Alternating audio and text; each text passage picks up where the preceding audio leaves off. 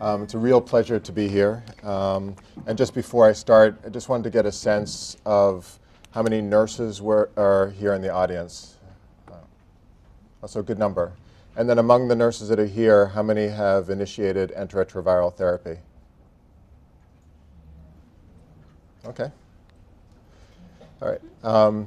So I just wanted, task shifting is very personal to me because I owe my professional existence to task shifting. If you go back and look at the history in the United States, back in the 50s and 60s, a lot of physicians that were previously primary care physicians started to move into more specialized care, leaving a shortage of primary care providers. And then right around that same time, they passed legislation for public health insurance, Medicaid and Medicare, that really increased access to health care and demand. And there was a real shortage, especially in the countryside, as you can appreciate here in this country. And to help answer that, there was a woman by the name of Loretta Ford back in 1965 that started the very first nurse practitioner school, which were essentially nurses and eventually became a master's program, but nurses that could prescribe and treat and take care of patients and provide primary care, which is something that nurses here in the PHCs have been doing for a very long time. And as you can imagine, in those early days, there was a lot of resistance. And so I think that's kind of where we are now with nurse-initiated and managed ART. We notice a lot of nurses that raise their hands, but not quite there yet in terms of prescribing antiretroviral therapy for a whole host of reasons that I'll talk about. But I think, I think that there's always going to be this period of transition and adjustment.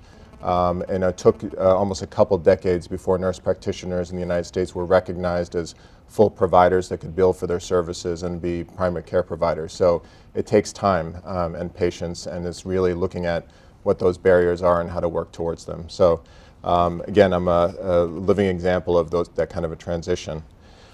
Where is this? Oh, let me go back. Okay, well, I'll start here. So first I want to address the challenges. We already heard a lot from Dr. Mlesana in regards to the prevalence. Just to highlight why are we even talking about task shifting in NIMART?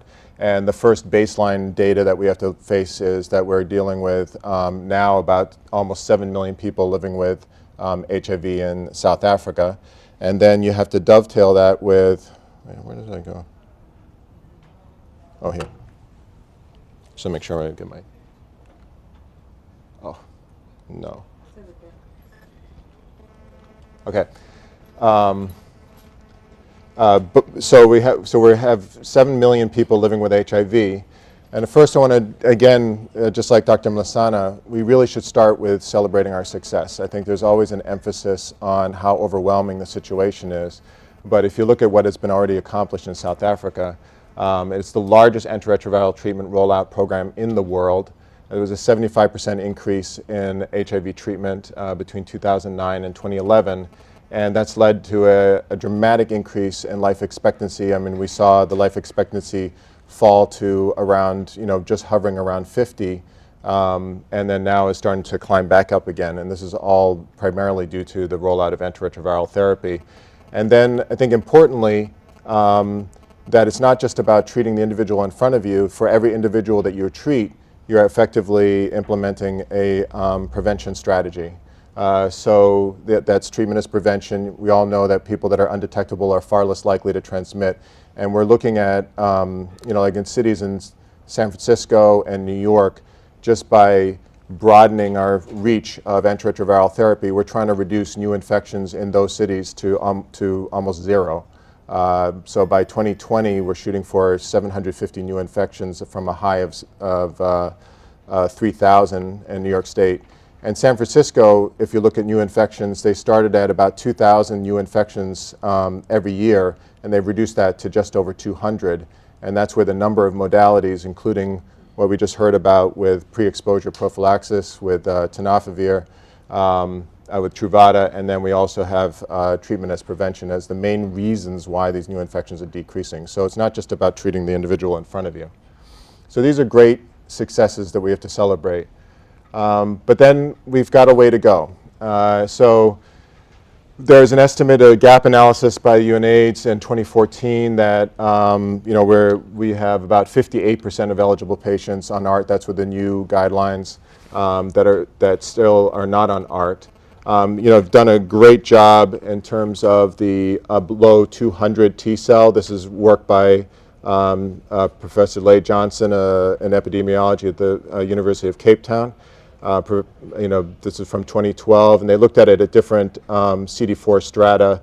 Definitely done a good job in the below 200 T cell strata, although there's some progress there still to be made. We were just in the hospital doing medical rounds, and the physicians that were taking care of patients that were just admitted from the community that with recurrent tuberculosis and now with extra complications, and that was and with very low T cells, like one patient had 2 T cells, and that was clearly a missed opportunity in terms of initiating ART in someone that should have been in that category. So there are still folks in the lower than 200 category, 200 T cells that are not being initiated soon enough, and that, of course, is very avoidable, high mortality rates there.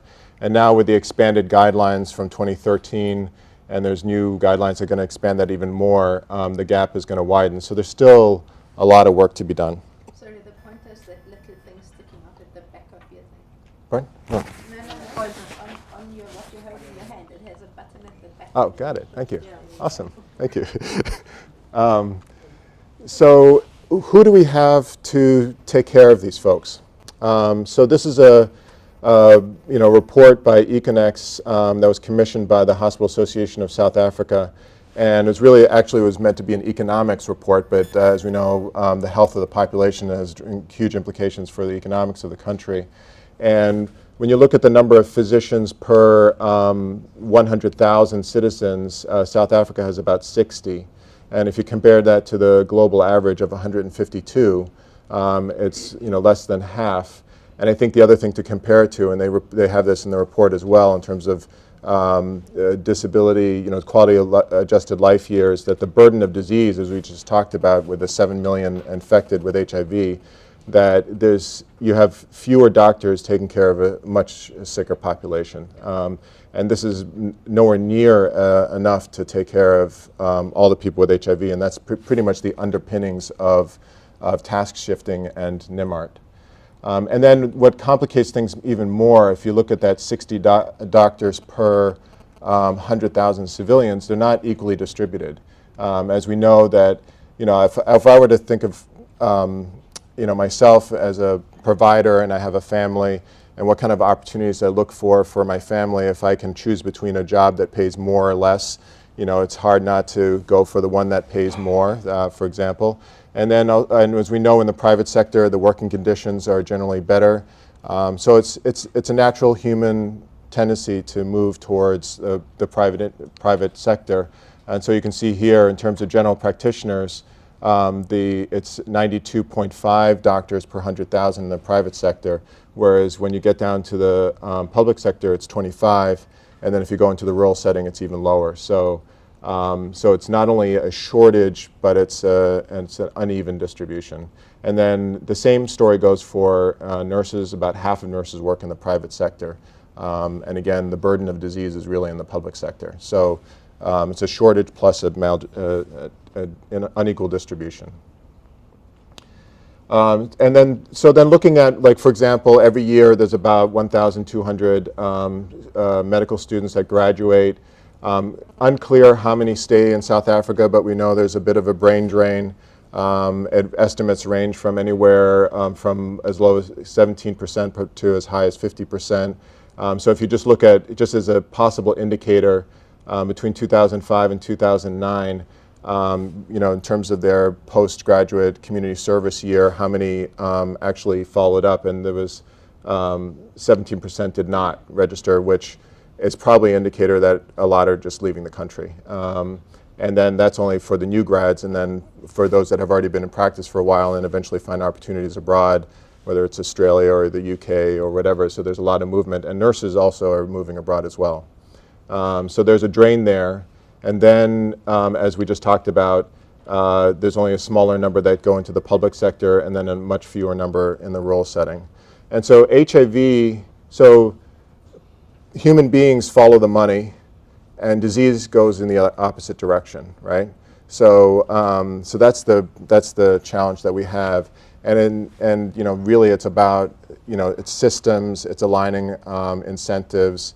It's a much bigger problem than trying to address. We can't expect all providers to be martyrs and work in tough working conditions. The ones that do, I'm sure many of you are in the room. It's just it's an incredible commitment to society, but this has to be addressed on a higher level. So what are one of the ways to address that? As you all know, the World Health Organization released a pretty comprehensive guidelines and recommendations on task shifting. And it covers a whole host of recommendations that address even very specific recommendations about, what should a community health if you're going to do task shifting, what do they recommend for a community health worker and lay workers to do, what nurses to do, what doctors to do, et cetera. So they have specific recommendations around that. Or how do you reorganize your health system, your health clinic to accommodate that? How do you address on a larger scale the regulatory environment? So it's a very multi-tiered, comprehensive report that's well worth reading, even though it's back in 2008, but it's still extremely relevant today. And the basic principle is task shifting, just like with my role as a nurse practitioner, which used to be only a physician would prescribe medications, that now, as a nurse practitioner, I can prescribe medications. That's a perfect example of task shifting. And so here in South Africa, what we're talking about is so that right now, so the standard of care before NIMART would be that all initiation of antiretroviral therapy and most recurrent follow-up monitoring were done by physicians. So the idea is you shift the bulk of HIV primary care to nurses based on algorithms, to primary healthcare nurses that are working out in the rural and in the community, to transfer the actual control of initiating and managing antiretroviral therapy. But then if they have complicated cases, they can refer them back to the physician. But in order for a nurse to take on that new role, and this is the biggest theme, is how do you do this when people are already overwhelmed with what's in front of them? You need to shift some of the stuff that typically was done by nurses over to another cadre of workers, whether it be community health workers or lay counselors, to do a lot more voluntary counseling and testing, adherence counseling, run support groups, do home visits, and sort of do general support around the clinic. Now, for them to do that, there needs to be some kind of compensation as well, right? So this is not an easy process, but it is happening.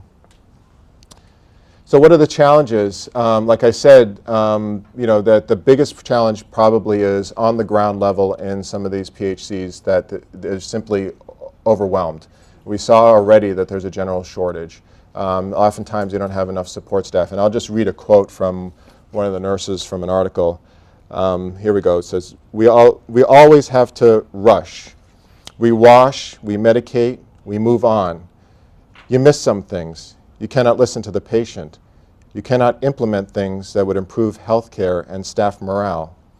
We also have to do inventory, push patients to other departments, clean floors, take a trolley to fetch food and dish up, all because there is a shortage of support staff. Nurses resign, die, retire, and they cannot be replaced. You cannot have tea, you cannot eat. We become demotivated and no longer have empathy. So I think that is one of the things that if you're going to implement any kind of NIMART program or task shifting, you need to factor in these sort of contextual issues. You need to align incentives, and if you can't do it through monetary incentives, there are a lot of creative non-monetary incentives that can be worked in, sort of creating academic opportunities or addressing some more immediate needs by having better housing or improving in the work conditions. Then I think what's really critical, given the shortage that we have, we need to protect and keep healthy every single nurse that's out there. And if, back in 2007, so this is pretty outdated data, but I would imagine that this hasn't changed a whole lot. that 1 out of 7 nurses, nursing students and nurses, are living with HIV, and they're often, half of them have low T cells. Again, this is probably shifted, and I couldn't find the recent data on this, but I would imagine that's still an issue. So prioritizing treatment for nurses and nursing students is really critical.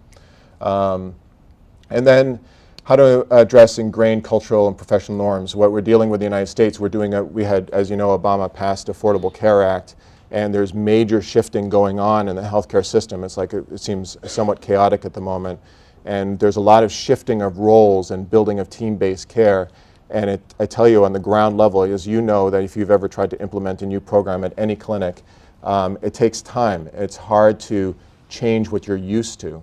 And that comes in 2 flavors. It's either hard to, like if you're a doctor looking at a nurse, hard for you to get used to the fact of a nurse doing more of what you normally would have done. And then for the nurse themselves, there's, I remember, I would say personally that I feel almost incompetent in almost everything I do, including this talk. And, everyone has their own internal insecurities and sort of confidence building that needs to take place. And again, when you think about implementing any of these task shifting or NIMART programs, how do you empower, and how do you enhance that sort of self-efficacy with doing these things? Otherwise, there'll be hesitancy to manage people.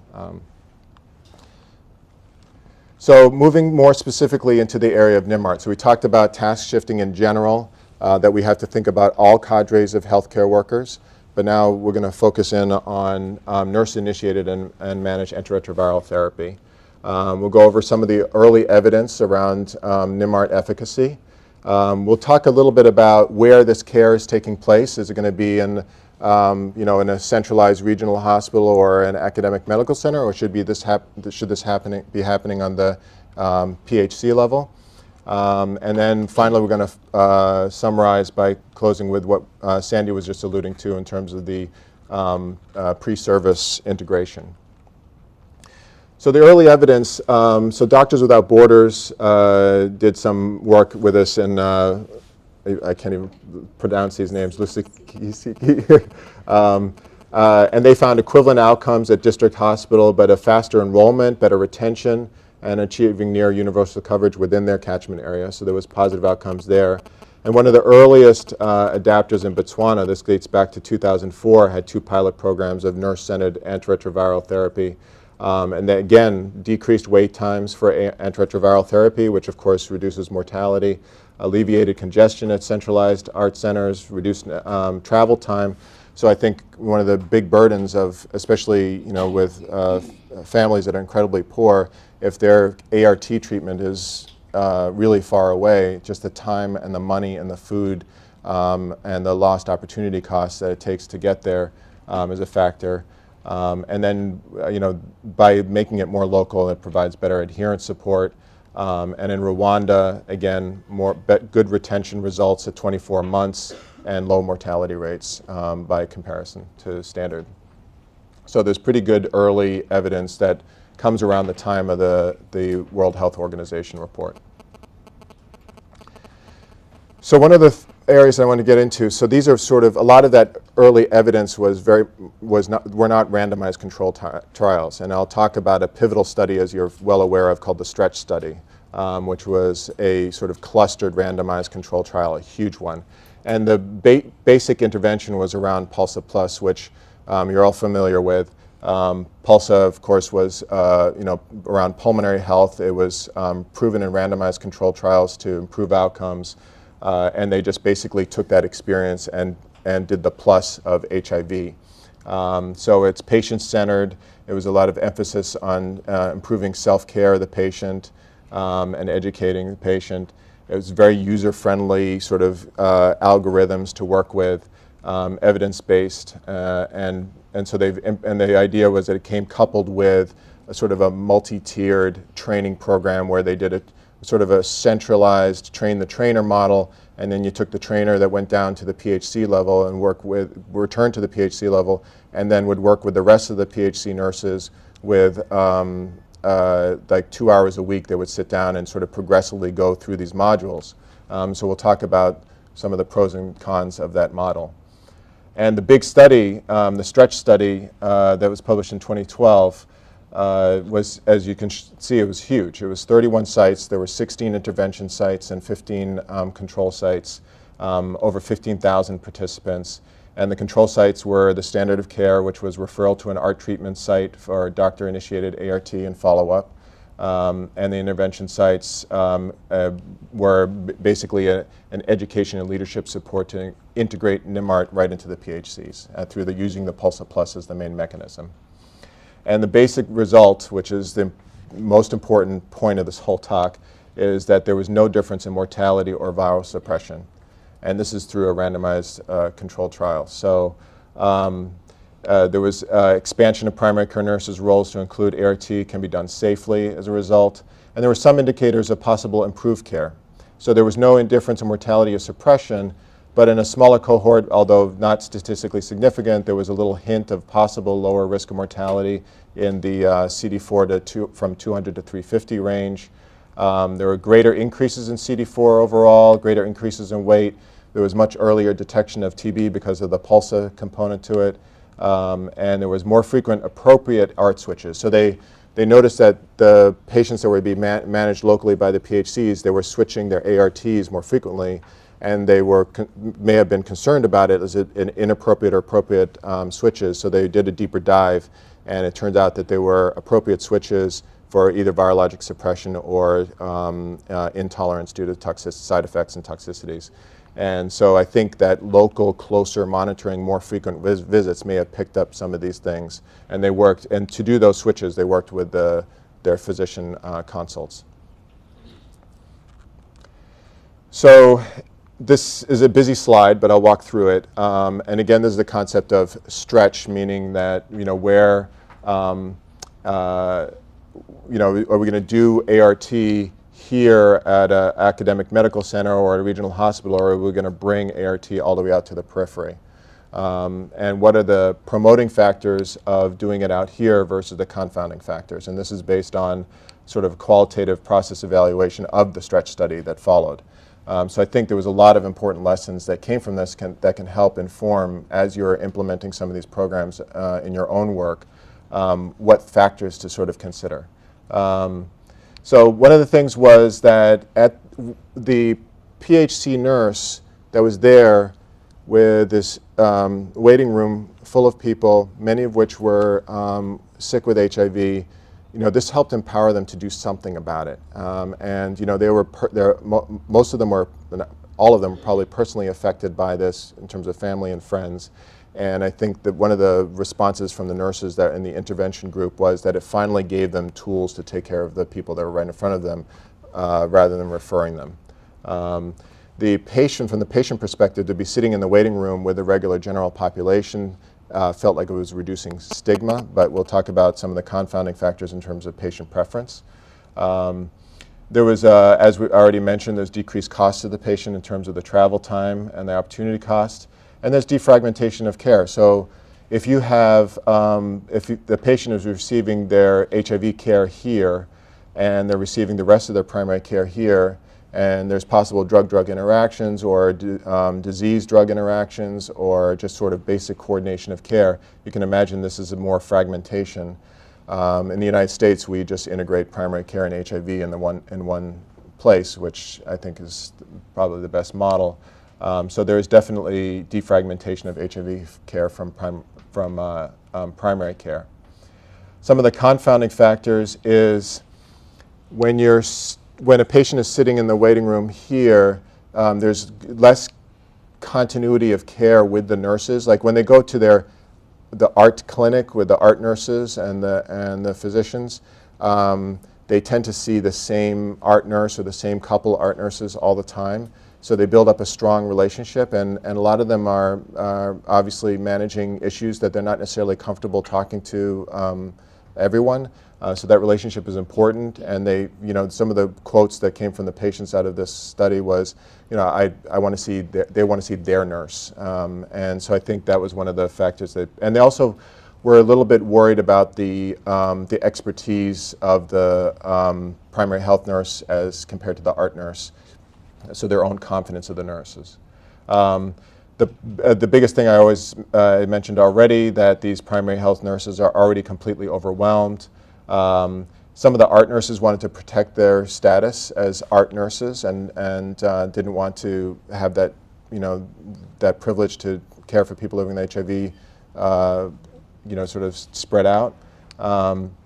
And then there was inconsistent managerial buy-in, as you can imagine, and the sites that had managerial champions did extremely well.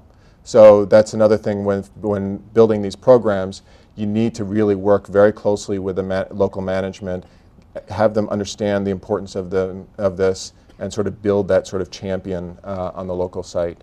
There was a big problem with RX distribution.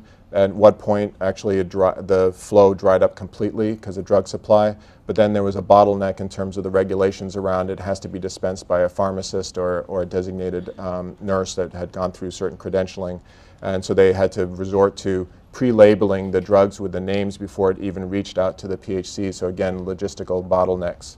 And then if they were taking care of people with HIV, with all the reporting requirements that come with that, on top of the other reporting requirements for other programs, a lot of the nurses said there's just a huge and sort of fragmented documentation and reporting burden. So in many ways, ideal to get treatment out here because that's where the disease is, and that's where they're receiving care, and it's convenient for the patient. But also lots of logistical challenges to think about as you develop these programs. So this, as I mentioned, it's a multi-level approach. You can't just rely on one thing. So the big benefit of off-site training, you only have so many experts out there that can really provide the good training, so it's scalable, it's efficient, and that's what was used to train the trainer in Pulsa Plus.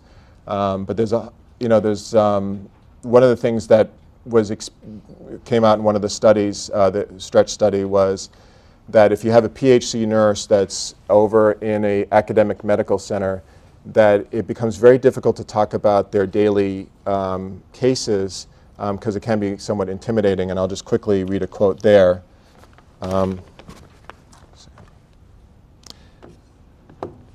So this was an art nurse at one of the intervention sites from the STRETCH study.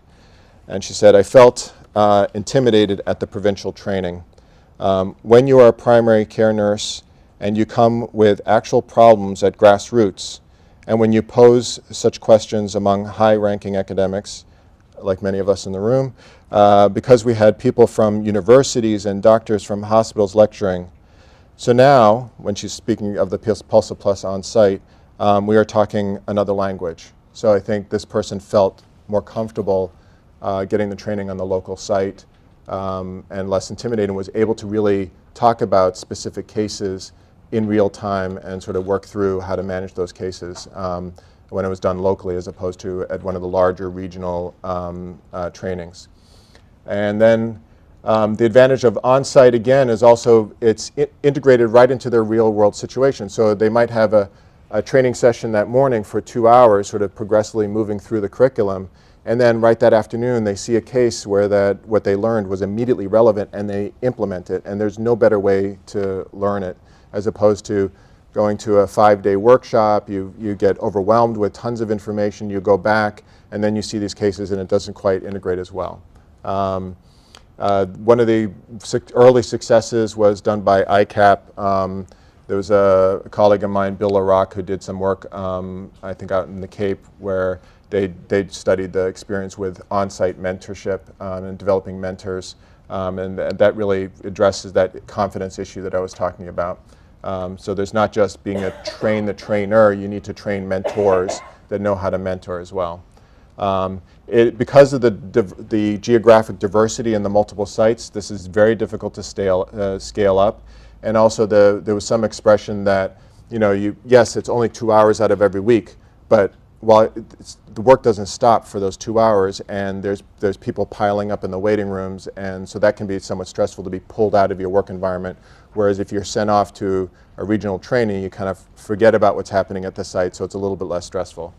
And then what are the ways in which this can be supported through e-learning and remote case conferencing? And one of the one of the programs that MEPI had been working on is to create sort of MEPI learning centers, these MLCs, where you could do remote case conferencing. So you could have a nurse that's, or a care team that's sitting out in the regional hospital or at the, or the PhDs can come to the regional hospital and discuss cases with experts in Durban or wherever, and that way there's sort of a learning opportunity there as well. So, but that of course has sort of technological limitations, and infrastructure support. So what about pre-service training in nursing schools? So this is where we're going to wrap up. So the biggest experience around this comes through NEPI, which is the nursing equivalent of MEPI. So that's a Nursing Education Partnership Initiative, and this is data that came out of Columbia University at ICAP, which has been coordinating a lot of this activity in and around 3 different countries, and this was published just last year. So they have really scaled up incredibly fast. So they have 10,000 pre-service nurses enrolled in 19 NEPI-supported nursing schools. They've developed 15 new curriculum. Like UKZN that you'll hear soon, they have skills labs, and they've really developed the faculty as well. They built numerous tools, campus to clinic, sort of for that transition, and a mentorship guide, as that we're talking about, as being an important component. Lots of clinical simulation training, so they've developed tools as well. So this is a real effort to catch nurses before they even enter the field and develop a whole nother level of expertise in HIV. Because again, you saw all the challenges of trying to train once you're already out there. So what's the experience here? And this is really the experience and the work of the faculty at the School of Nursing. And up here we have Slingani, who really was did the bulk of the work and the leadership around this work. And so I'm really representing their work, and it's been really fun to work with them on this. So they try to integrate HIV, and again, as Sandy mentioned, this is the first one of its kind in the country. So this is kind of new territory, and because it's the first one in South Africa, there's a lot of work being done now to pull together some publications so that, what are some lessons learned. So there's some qualitative research going on, and those publications will be coming out soon to help us, understand the lessons learned and see how that it might apply to other universities. So they've integrated this throughout the entire curriculum from first year through 4th year. There were case-based units that are sort of iterative over a couple weeks per unit. So the case is presented, and then the students have to go, work in teams to address certain challenges, and then the case continues, and they keep going, and each piece of that sort of is meant to teach elements of HIV care. So that's integrated in these different programs. Slingani developed 20 HIV clinical competencies that cover all 4 years. She's been running these morning sessions, and recently did been doing ongoing surveys, and actually she's a lot more comprehensive data around the experience of these morning sessions, but it's been very favorable, and she actually has some postgraduate experience of this curriculum and these trainings once they get out in the field, how helpful they've actually felt it to be in their practice, and that's been very encouraging sort of qualitative data so far. There's a resource room that is beautiful, just beautifully decorated. It's very inviting, and you want to come in and learn. And there's the skills lab, which is it's buzzing with activity. We were just there yesterday, and it was chock full of students working on dummies and whatnot. So they do these scenarios that are HIV based, and they sort of check each other's work in terms of working through the competencies. And then there's clinical mentorship. So Slingani serves as a clinical mentor at both in the clinical rotations and in the skills lab. And the second year, together, we worked on a 5-day workshop that is almost a little bit overwhelming for the students because you're trying to pack in a lot. But it was sort of based on adult learning theory, very simulation-based. There's lots of games. It has to be fun, obviously, and it has to be experiential. Can't be just didactic like this is, because that's mind-numbing. And it really needs to, especially for second-year students, it needs to be very interactive. And so there's lots of physical movement during this training to keep them awake. So this is a great experience for them. And then finally, and most importantly, it's capped off with the NIMART training, formal NIMART training, and they have 17 facilitators, and this is a lot of the work that Sandy's been doing with them. And so just to show you the results to date, so far there's been 1,369 nurses NIMART trained going out into the community from this program. So it's a huge success, and hopefully we get some valuable lessons learned so that it'll help inform these kinds of programs throughout the country. And one of the values of this is that once they're out in the field and they're busy with their job and their lives and so on, it becomes very difficult to sort of get back into the fold of learning. Whereas if you can give them a strong foundation out here, then if they go on to sort of either sort of off-site train the trainer sort of mentorship development, then they already have a much better foundation to build on. Or if they go straight out into the clinical setting, again, they come with that experience. And some of the interviews that have been done, I just saw a quote yesterday where they felt like when they arrived with all that knowledge, even though they hadn't been a practicing nurse like the other experienced PHC nurses on site, they found themselves automatically becoming a resource for those PHCs in HIV-related matters. So I think that foundation is key. And the idea is that every nurse that's out there has to go through this program. So that's a perfect opportunity to catch them and build up their expertise in terms of timing. And then what are the next steps? I think it's important to really get an understanding of, does this translate into better practice out there? That's no easy task, so I think that's going to be a big challenge. We already have some, sort of interview postgraduate data, but not quantitative. Are they providing better care? So that would be something worthwhile. I think there was a clear shortage of HIV expertise on the faculty. A lot of these faculty came into their career before NIMART. So how do you develop? You can't just have a one-woman program. So I think the idea is you really need to build expertise across the faculty, which then that needs to be supported. And then one of the interesting innovations that they're thinking about is a rural nursing block. Is what they found was one of their experiences with nurses, once they graduate, some of them had done all their rotations in an urban setting and never done a rotation in a rural setting. And so they're integrating a rural rotation in the second year just to give them a flavor of what it's like to work out there, and then right when they're their fourth year for the PHC component. And but now the next task is, how do you integrate NIMART into that planning of this rural nursing block? So I think that's innovative. And then, as I mentioned, the publications. And to sort of bring it back home, am I okay? Barely, no. Okay. Well, I'm going to do this. So I think we've been talking about populations and big systems, but and whenever we feel overwhelmed by all of this work, I think it's important for me to always focus right on the patient in front of you. And I found this poem to be quite powerful and helpful as a reminder when you're dealing with this overwhelming situation. So I'll quickly read it and then I'll turn it over. There are times in life when we are called to be bridges, not a great monument spanning a distance and carrying loads of heavy traffic, but a simple bridge to help one person from here to there over some difficulty, such as pain, fear, grief, loneliness, a bridge which opens the way for ongoing journey. When I become a bridge for another, I bring upon myself a blessing, for I escape from the small prison of self and exist for a wider world, breaking out to be a larger being who can enter another's pain and rejoice in another's triumph. I know of only one greater blessing in this life, and that is to allow someone else to be a bridge for me.